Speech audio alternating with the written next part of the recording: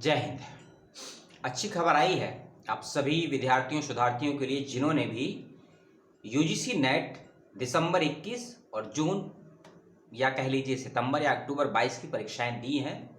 उन सभी के लिए 1 या 2 नवंबर की एक खबर है मुझको, लेकिन 3 नवंबर की सुबह कह लीजिए रात्रि कह लीजिए प्राप्त हुई है और उसी के बाद ये वीडियो बनाया जा रहा है। खबर का संबंध है कि यूजीसी ने अपनी वेबसाइट पर फाइनली, जी हाँ आपने सही सुना, फाइनली अंतिम रूप से फाइनल आंसर की को अपलोड कर दिया है। तो यदि आप भी यूजीसी नेट की फाइनल आंसर की का वेट कर रहे थे तो अब इंतजार खत्म हो गया है। वेबसाइट पर जाइए और यूजीसी नेट की जो फाइनल आंसर की है उसको डाउनलोड करके चेक कर लीजिए।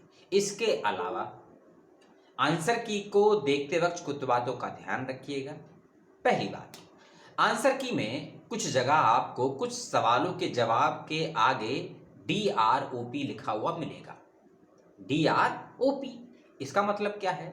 इसका मतलब यह है कि आपसे कोई सवाल पूछा गया है तो हो सकता है आपने उसके सवाल का जवाब B दिया हो या C दिया हो या D दिया हो या A दिया हो और आपके किसी और मित्र ने उसी सवाल का जवाब कुछ और दिया हो। ठीक है ना? तो यदि किसी सवाल के आंसर के सामने DROP लिखा है तो इसका मतलब है कि उस सवाल का कोई भी जवाब दिया गया हो, एग्जामिनेशन के द्वारा सभी को नंबर दिए जाएंगे। यानी कि किसी ने अगर A जवाब दिया है, किसी ने B दिया है, किसी ने C और किसी ने D दिया है तो चारों ही जवाब सही माने जाएंगे। अगर आपने सवाल को छोड़ दिया है तो कोई नंबर नहीं मिलेगा, लेकिन आपने किसी भी ऑप्शन का चयन किया है, सिलेक्ट करके सबमिट किया है तो आपको उसका नंबर दिया जाएगा। ये DROP का फंडा है।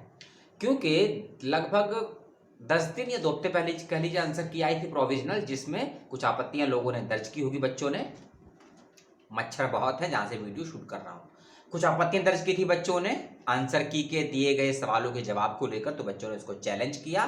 तो अब फाइनली 1 या 2 नवंबर या कह लीजिए 3 नवंबर को अंतिम रूप से यूजीसी नेट की फाइनल आंसर की आई है। सभी सब्जेक्ट के आंसर की आ गई है, पहली बात। और कई विषय ऐसे थे जिनकी परीक्षाएं 2 शिफ्ट में हुई थी, मॉर्निंग की शिफ्ट में, इवनिंग की शिफ्ट में, तो दोनों ही शिफ्ट की आंसर की भी आ गई है। अब फाइनल रिजल्ट अगले 10 दिन या 15 दिन में आपको यूजीसी की वेबसाइट पर प्राप्त हो जाएगा। इस बात का भी ख्याल रखिएगा। और जो सूचनाएं मैं आपको बता रहा हूं, ये सूचनाएं अभी तक, जी हां अभी तक इन सूचनाओं को एनटीए की वेबसाइट पर अपलोड नहीं किया गया है, लेकिन आप ये सारी सूचनाएं यूजीसी नेट की वेबसाइट पर जाकर देख सकते हैं, पढ़ सकते हैं और उसको समझ भी सकते हैं। सभी जरूरी लिंक आपको डिस्क्रिप्शन बॉक्स में दे दिए जाएंगे। और सभी को पुनः बहुत बहुत शुभकामनाएं। फाइनल आंसर की जिन्होंने चेक कर ली है और जिनका नेट या जेआरएफ क्वालिफाई हुआ है उन सभी को पुनः बहुत बहुत शुभकामनाएं। और जिन विद्यार्थियों शोधार्थियों का कुछ नंबरों से, कुछ प्रतिशत से रह गया है यूजीसी नेट या जेआरएफ, तो बेफिक्र रहिए।